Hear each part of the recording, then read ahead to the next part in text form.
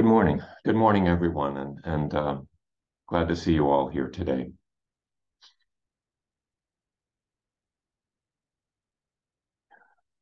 Well, over the past couple weeks, we've been talking about the Karaniya Metta Sutta, a writing that exists in the Pali Canon, going back to the early Buddhist teachings. And I'd like to continue that today. And start off with just a recitation of a very loose translation of the sutta by Thich Nhat Hanh that is used in Plum Village in France. There are scores of different translations in English of the Karaniya Metta Sutta.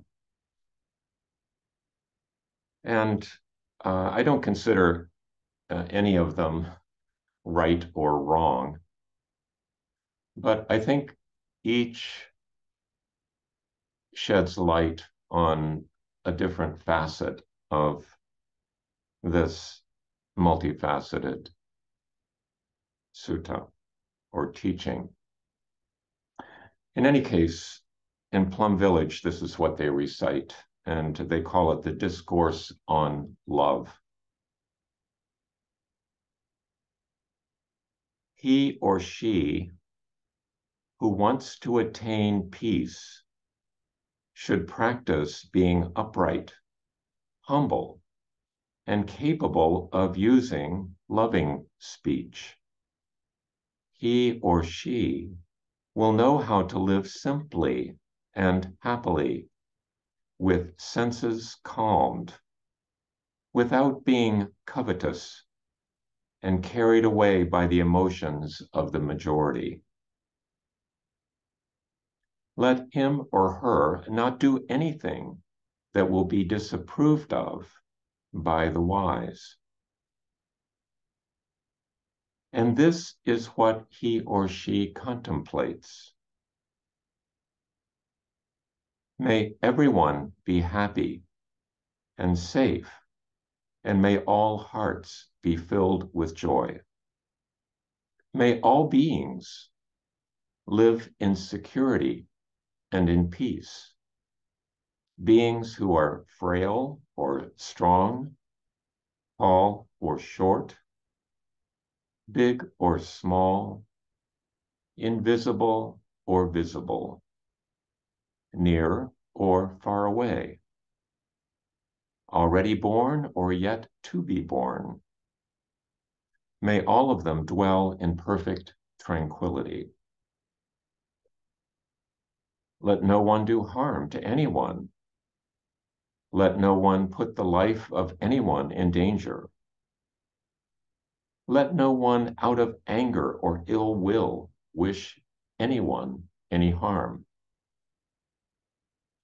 Just as a mother loves and protects her only child at the risk of her own life, cultivate boundless love to offer to all living beings in the entire cosmos. Let our boundless love pervade the whole universe, above, below, and across. Our love will know no obstacles. Our heart will be absolutely free from hatred and enmity. Whether standing or walking, sitting or lying, as long as we are awake, we should maintain this mindfulness of love in our own heart. This is the noblest way of living. Free from wrong views, greed, and sensual desires, living in beauty and realizing perfect understanding. Those who practice boundless love will certainly transcend birth and death.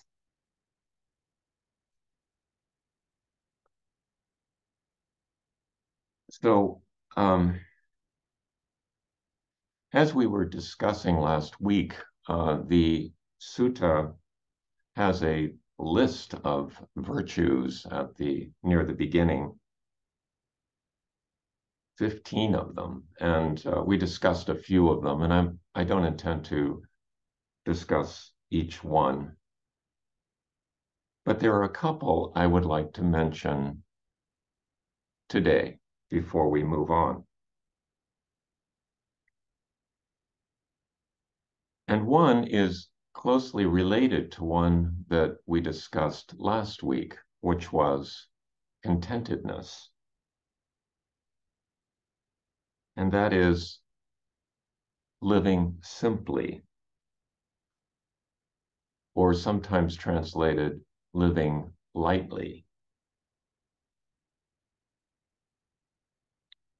Keeping or carrying a minimum of possessions.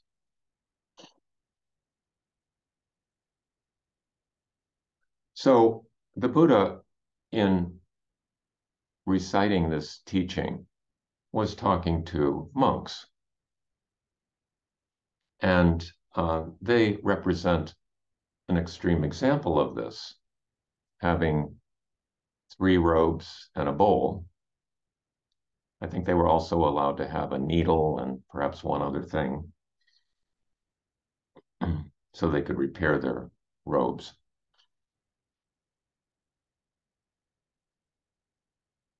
But clearly, we can't all live as monks. The monks, of course, relied on lay people for their sustenance. And lay people do have more needs for things they use, possessions.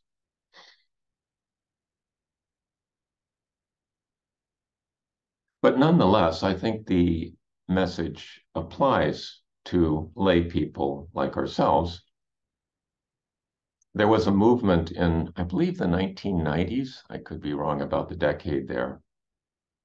The voluntary simplicity movement. Some of you may remember it or be familiar with it. At the Missouri Zen Center, Claire Schlosser taught classes on voluntary simplicity, which used kind of a utilitarian model for advocating simplifying your life, having few things, making the case that everything you obtain requires a certain amount of your time to earn the money in order to pay for it, and it requires an ongoing investment in time to protect and maintain whatever it is you have.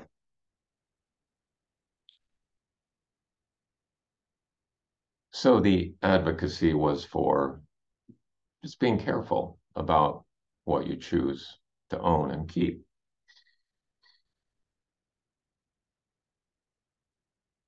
To sort of periodically curate your possessions. Easily said than done. Many of us find that it's more difficult to get rid of things than it is to acquire them, especially in this culture.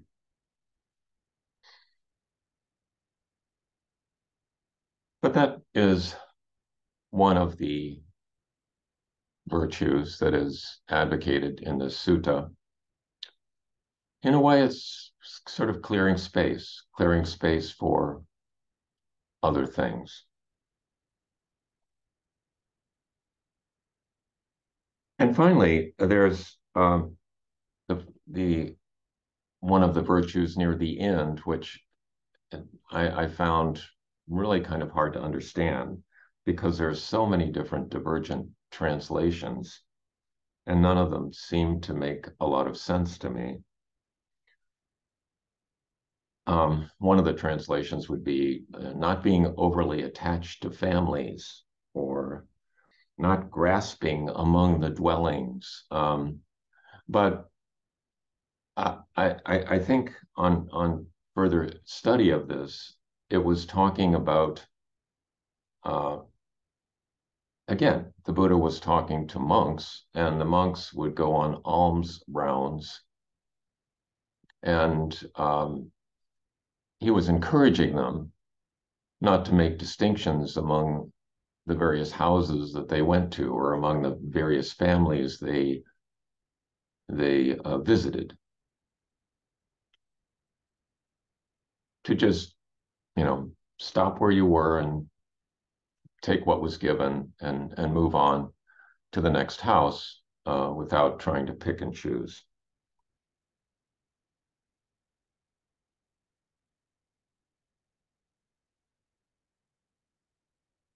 Now, how does that apply to us? I think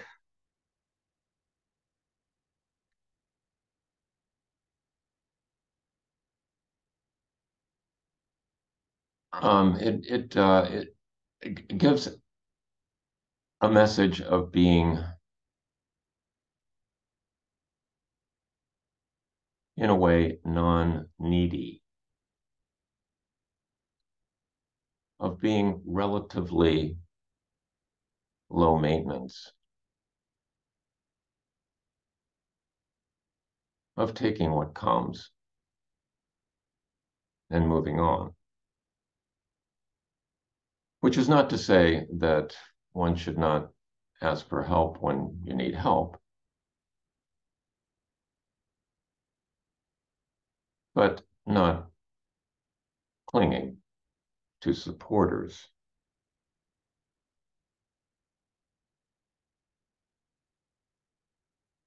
So there's this list of virtues, sort of moralistic virtues, in the beginning of the Paraniya Metta Sutta. But then it moves on. It moves on into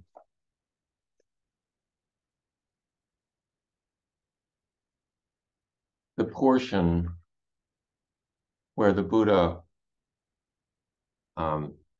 actually, almost every translation will insert a line because it just goes directly into this list, from this list of virtues into, in gladness and in safety may all beings be at ease. And in order to make that sort of make sense, there's a line inserted that in the translation they use at Mava, they just insert one word. It says wishing, but oftentimes it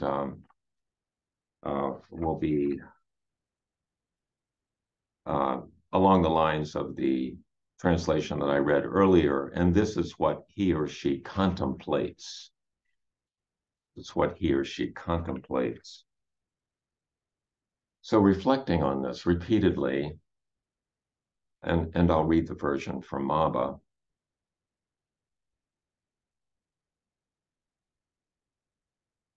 In gladness and in safety may all beings be at ease, whatever living beings there may be, whether they are weak or strong, omitting none, the great or the mighty, medium, short, or small, the seen and the unseen, those living near and far away, those born and to be born, may all beings be at ease. Just reflecting on that repeatedly, perhaps reciting it even out loud, in that form or some other form or abbreviated form.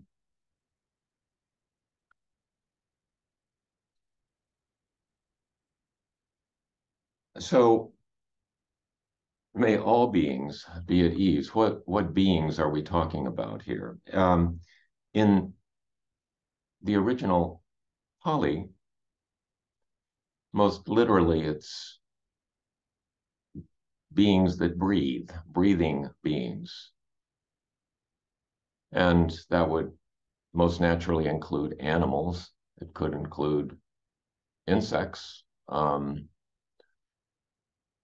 whether a particular life form has lungs or not, might be a discriminator, but in any case, it refers not just to humans. But in a sense, plants also breathe. They, in addition to photosynthesis, where they're using carbon dioxide and expelling oxygen and creating sugars that can be used for energy, they're also respiring. They're also using oxygen and expelling carbon dioxide at the same time, using the same series of chemical reactions that we use in order to create the molecules that give us energy, the ATP molecules. So in a sense, plants are also breathing beings as well as fungi. So there's a wide spectrum of living things that one could include. A while back, at Rosan Yoshida at the Missouri Zen Center, changed the dedication of merit that they used at the end of sitting. May this merit be extended to all, and may we, together with all living beings,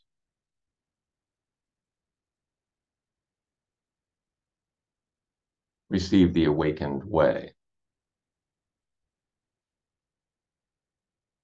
He changed that from living beings to just beings, in the spirit of Dogen, the 13th century Zen teacher, who repeatedly talked about not only awakening of humans, but also of trees and shrubs and grasses and rocks, mountains and rivers, that the whole world around him was, in a sense, alive.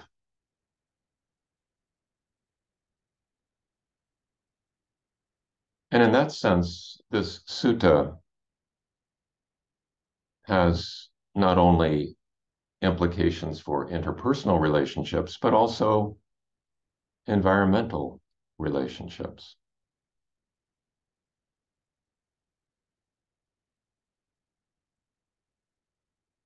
To viewing the objects around us, both animate and inanimate, as things worthy of our care.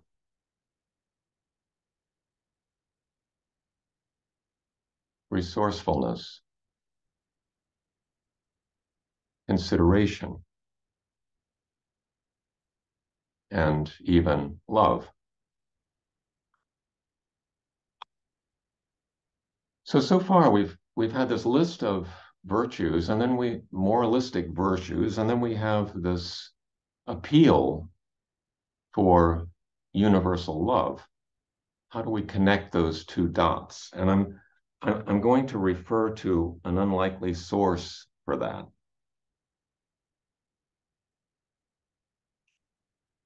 And this is a short passage taken from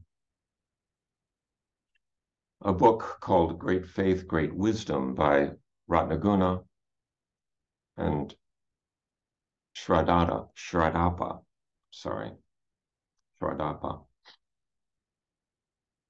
And in this book, they quote the English poet from the early 19th century, Percy by Shelley,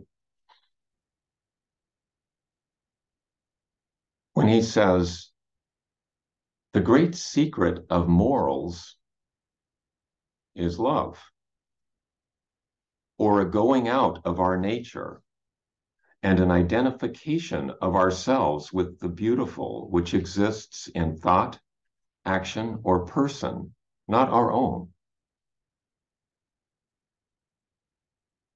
A man to be greatly good must imagine intensely and comprehensively, putting himself in the place of another and of many others, the pains and pleasure of his species must become his own. The great instrument of moral good is the imagination. Shelley, writing in the early 19th century, used the male gender as to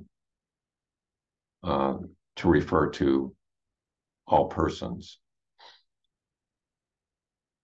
The great instrument of moral good is the imagination, he said. And the authors then continue with this comment.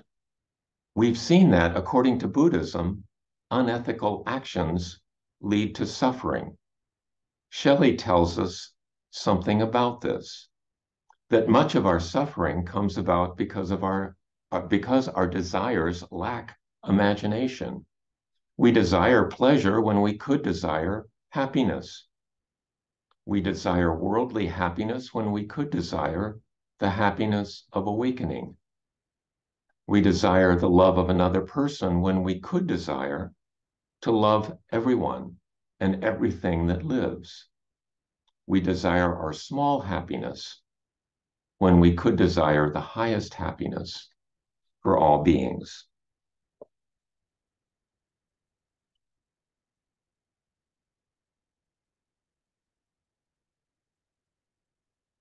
So,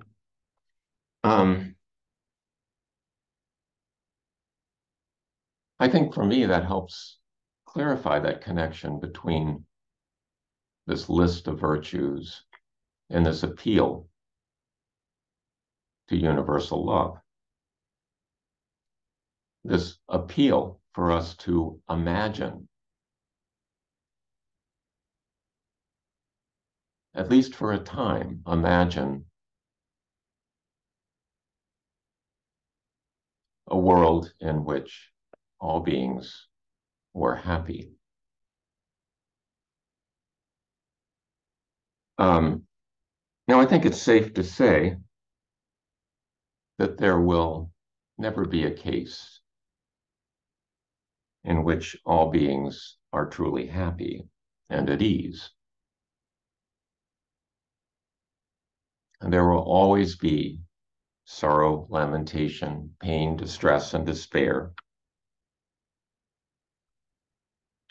And inevitably, like it or not, I will at some point, I know, contribute to someone's sorrow, lamentation, pain, distress, and despair through either ignorance, lack of skill, or deluded thinking. But despite that, the point is to keep the vision in mind, keeping the aspiration for all beings to be safe, at peace, and liberated provides us with a North Star. Because we can never really arrive any place unless we have some sort of direction to it or vision of what it's like.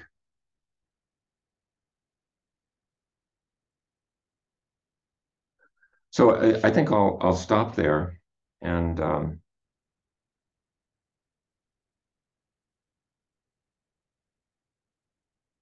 leave you with that. And I wonder if there's anything about all of that that either resonates or doesn't resonate, that you either respond to or don't understand.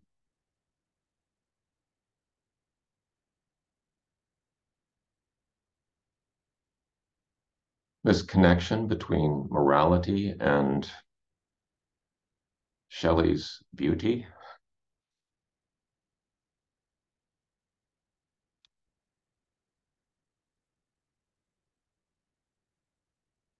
So we'll stop at this point and break into groups to discuss a bit these passages or anything else you choose to. And we'll get back together in a few moments and reconvene. So thank you very much for listening today.